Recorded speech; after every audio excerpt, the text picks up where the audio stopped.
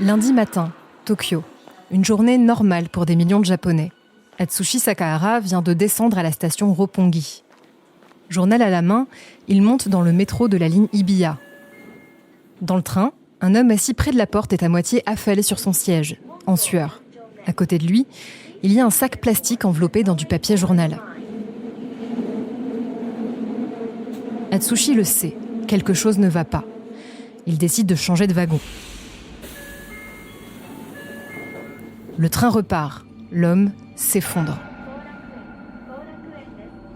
À la station d'après, le passager est pris en charge par le personnel du métro. Puis, tout va très vite. Le wagon est évacué. Et on annonce qu'une explosion a retenti à la station Tsukiji. Mais ce n'est pas une explosion. Le chaos, plutôt. Vomissements, douleurs à la poitrine, toux, convulsions. Les Japonais suffoquent dans plusieurs stations du métro et cherchent à sortir de terre. Ce lundi 20 mars 1995, en pleine heure de pointe, les trains des lignes Hibiya, Marunouchi et Chiyoda ont été contaminés. Ce lundi 20 mars 1995, Atsushi a dû se rendre à l'hôpital, comme des milliers d'usagers du métro. Tous ont été intoxiqués par un gaz mortel, le sarin. God speak to me. I hear gunfire. Oh shit. It was rush hour when the sarin gas began to spread through Japan's subway system. Scène de crime vous plonge dans l'enfer des sectes. Your only chance to survive is to leave with us.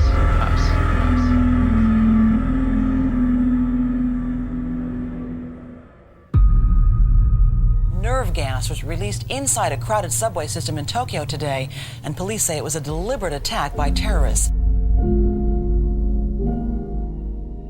Les Japonais sont sous le choc.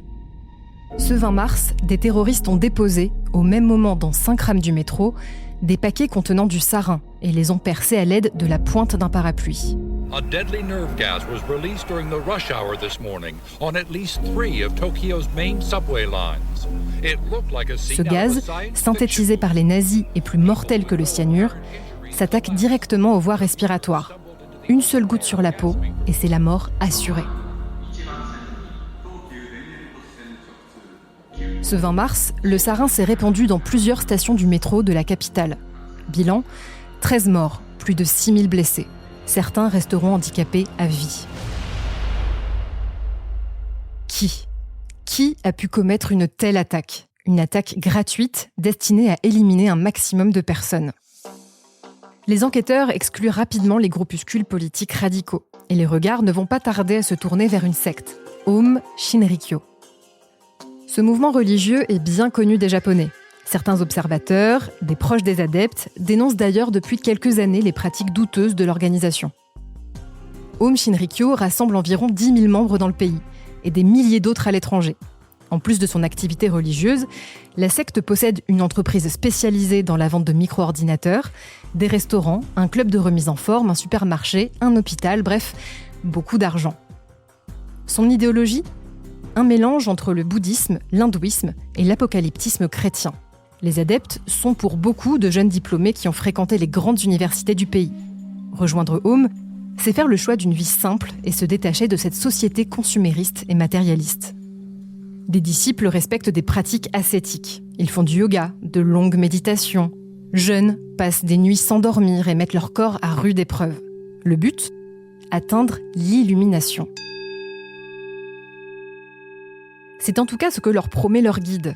Un homme aux cheveux longs, à la barbe hirsute, que l'on voit parfois à la télé et qui donne des conférences dans les universités. Un certain Shoko Asahara. Shoko Asahara, de son vrai nom Shizuo Matsumoto, naît en 1955 à Yatsushiro, dans une famille modeste.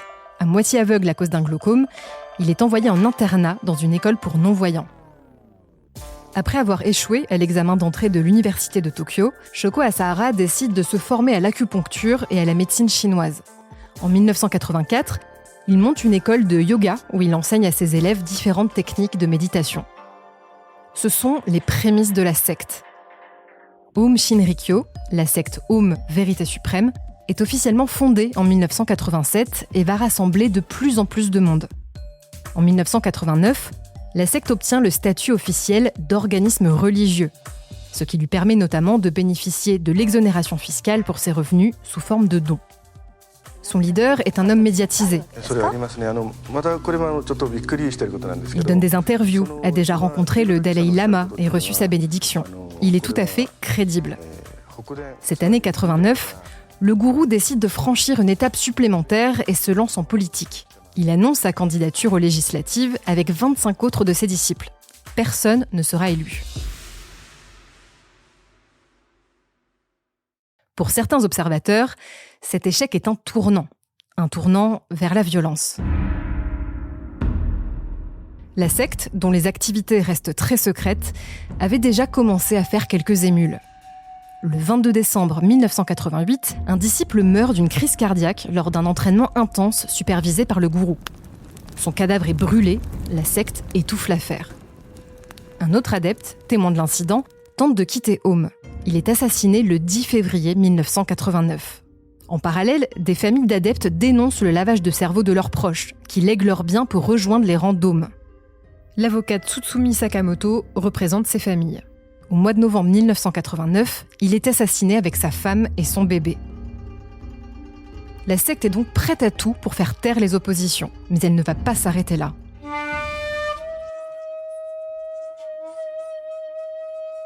Shoko Asahara a une certitude, la fin du monde est proche. Aum doit se préparer à une 3e guerre mondiale, une guerre contre la société japonaise. Une guerre qui permettra à Shoko Asahara de devenir le leader du nouveau monde. Grâce aux moyens dont elle dispose et aux qualifications des adeptes, Aum commence à développer des armes. Le gaz sarin est mis au point. Le produit est d'abord testé en Australie, sur des moutons. Puis, après les animaux, il faut bien voir si ça fonctionne sur les humains, non ?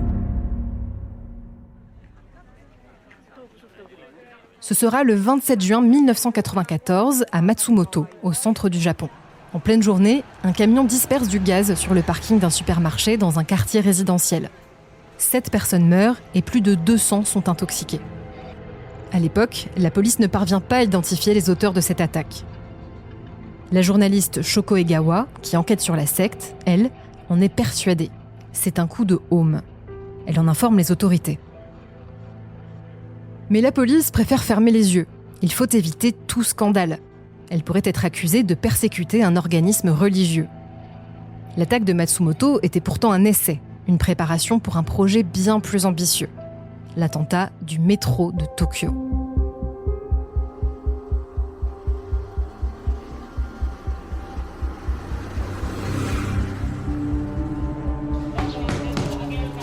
Kamikuishiki, 22 mars 1995.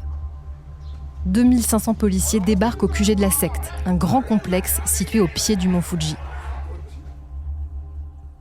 La police découvre sur place des produits particulièrement dangereux, un véritable arsenal chimique.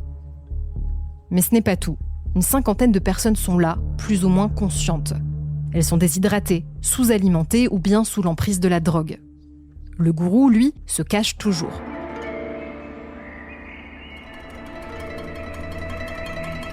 La police continue à perquisitionner les différents sites de la secte. Elle fait des découvertes surprenantes et trouve notamment des os humains. De nombreux adeptes seront interpellés et interrogés. Les enquêteurs réunissent suffisamment de preuves. Aum est bien responsable de l'attaque du métro de Tokyo. Le 16 mai 1995 au matin, 2 mois après l'attentat, la police retourne au QG de la secte. 600 membres des forces anti-émeutes lancent l'assaut.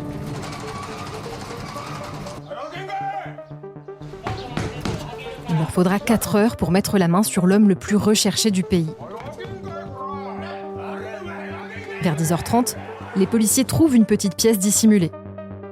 Shoko Asahara est là, en position lotus, vêtu de mauve. Il ne cherche pas à se défendre.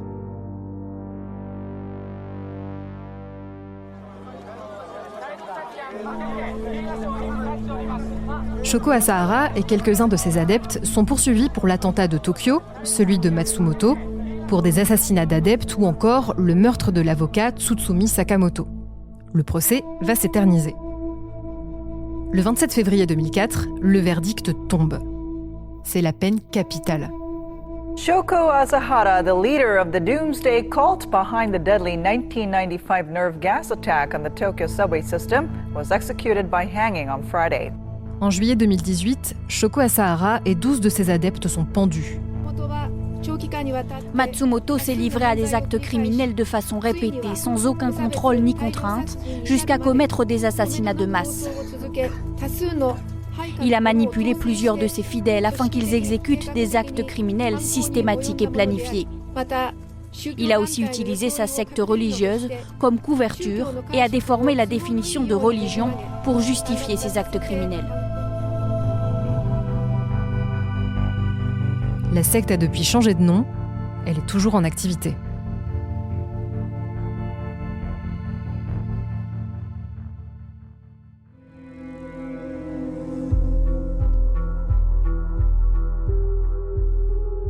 C'est la fin de cet épisode, on se donne rendez-vous la semaine prochaine pour une nouvelle histoire. Si vous les avez ratés, retrouvez plus de crimes dans nos précédentes saisons de podcast et sur samintéresse.fr.